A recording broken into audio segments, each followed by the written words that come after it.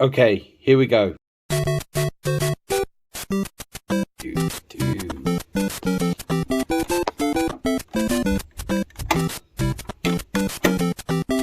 we go! So, time to watch some Mario. With the Mario Brothers and plumbing's a game. We're not like the others who get all the fame. If your sink is in trouble, you can... Oh no!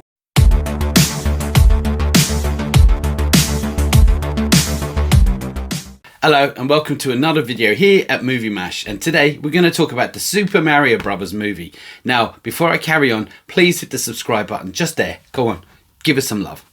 Thanks. So the new Super Mario Bros. Is voiced by Chris Pratt, Anya Taylor-Joy, Jack Black, Charles Martinet, Charlie Day, Keegan-Michael Kay and Seth Rogen. So what is it about? Well, in case you've never heard or seen or played a Mario game, it's about two struggling plumbers, Mario and Luigi, who get sucked into this different world where Luigi's kidnapped by Bowser, who also wants to take down all the Mushroom Land, and he teams up with Peaches, Princess Peaches, and together they must save Luigi and take down Bowser before he takes down Mushroom World. Got it? Right. So I'm not big into animation and cartoons as such. That's a fucking lie. Alright, I'll take that back. Alright, so I'm not big into animation or the new style of animation movies like Pixar and Disney and all that. It's not that I don't mind them, and I've watched them and they're fine. It's just I find that they can get tedious. It's just my opinion. Now, I have seen a few and I've enjoyed some. What I'll say is that even though I say I'm not into animation, I kind of am. I love Thundercats, the old Thundercats. I love the old animated Batman animated series and Justice League. I love all that. It's just the new style with Pixar and stuff. It's just not my cup of tea, and I don't hate it. Watch it just fine. So I thought, all right, because of Mario, it's a big deal. I've played Mario. I've got the thing. I love Mario. It's time to give it a try, and I liked it. This film was pretty decent. So let's just jump straight into the positives. So the voice acting. I thought the voice acting was really, really good. Now, for me, despite everyone, I mean, I heard a lot of controversy and people moaning about Chris Pratt on the trailer, which I actually didn't watch the trailer.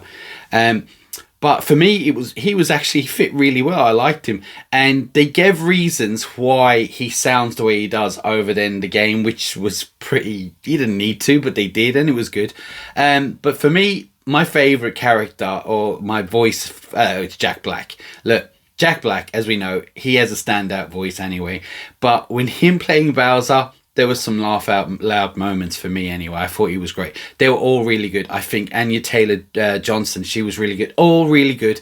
So I can't fault any of that. It all really fit together really well. So I can't. But just Jack Black, he was really good. It's like he loved, you could see it was like he loved doing this. Now, another thing I like about this, unlike a lot of other video games adaptations to movies, this was actually more, this stayed true to the story mostly. It mostly stayed true to the story. So that was another plus, because like I thought it was going to go here and all that. But no, it stayed, and they added all the little things that all the games, including the Mario Kart and all these Donkey Kong, all that was in there, and it was brilliant.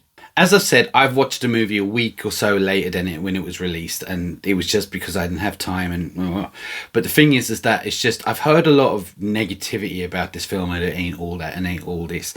Well, I was a bit nervous about why are people saying like that. Now, apparently this has blown all kind of box office sales now when it comes to game to movie. So this is on top of the list. I don't know the numbers, I haven't checked. I'm just hearing that it's blown all other game to movies away now, which is great. But when I checked this movie out, well, what are you expecting from this movie? I don't know. I mean, like, you know it's going to be fun, you know it's going to be colourful, and like, you know what it's going to be about. I don't know what you're expecting, like Citizen Kane or The Godfather. I don't know. And it was exactly how I expected it to be, and what exactly I expected it from it. So I don't understand. For me, I don't get that. Now, going back to what I said about the voice acting, as I said, it was all great around. But I'm a sucker for big, colourful films and TV. It doesn't have to be, not just animation and cartoons. I'm talking about in movies. And I noticed a lot of movies seem to do this kind of bluish tint, which I have a real issue with, even when it doesn't need to. Like The Dark Knight, it got a kind of a dark tint to it, and I get that and I understand, but most films, and even seen it in some cartoons and some animation movies, are doing this dark tint like, but this was as bright and as colorful as you would expect a Mario thing. But it's not just that, it looked really good. The whole film was like eye candy to me, and it's not because I recognized this and this. I just thought to myself, wow. Now there's something, to me, there's a big standout. I don't know if anyone else noticed this, but it was the water. You see some water, there was a waterfall and in some tunnels and all that. It was virtually, it looked real. And I know it wasn't, because it kind of gives you an effect where you know it's not real. But I'm telling you that the effects today, what they done on this, it put James Cameron would probably worry about it. That's what I'm saying. And it was that good. I loved all that. So that was a major positive. So anyone who loves kind of big, bright, colourful movies like this is it. Now, as I said, this movie has all the tropes and all the noises and all the sounds and all the things you would get from a Mario game. But they weren't just stuck in for the sake of it, which I suppose they were in a way. But they had reasons to be there. You know, like when Mario has "It's a Mario," when he has that voice, which was Charles Masonette, which also had a cameo in this. Well, all of those noises and all the sounds and all the platforms and all the jumping around and all the Donkey Kong throwing barrels, they were all in this. The rainbow track, everything you needed from a Mario film was in this. And I thought it was really good. Now, we all know that the score, the song, or the sound to Mario is kind of iconic. It's known, it sticks out, everyone knows it. So there's a score version of this, like, and to be honest with you, it I thought it was pretty decent. They had all the different sounds and all the different, you'll know what I'm talking about when you watch the movie, and if you've played the game, all the different sounds of different platforms when you're running fast, jumping through this. Just, they were all in it, but they were done with a kind of an operatic sound, which worked really well for me, and I loved it. Now, jumping into the negatives, and there's very little negatives, right? So it's more of a tiny little nitpick, but it's just me, right? I thought the chemistry between Mario and Luigi on this movie was the most important part of the whole thing, the story. And the chemistry between both of them are really good. Now, the game, as we all know, it's Mario, Luigi always looking for the Princess Peach. She's always trapped or stuck. You know what I'm talking about. But on this, it's it's Luigi who's been taken away, and he has to team up with Peaches, which was just fine. But I'd like to have seen him do it with Luigi more, because they were so good together, and I liked it. It was just that good. They were good. But just saying it wasn't a big deal. It's just a nitpick. I just wanted to see that. But you know what? I'm not going to complain. It was just a nitpick.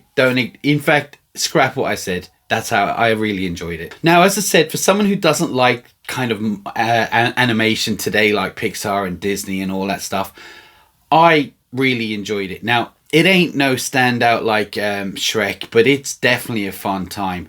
And it does appeal to older people like me who played Mario, and it should hopefully introduce younger kids to Mario like I did, which we were introduced to Mario 40 years in I think in 1985.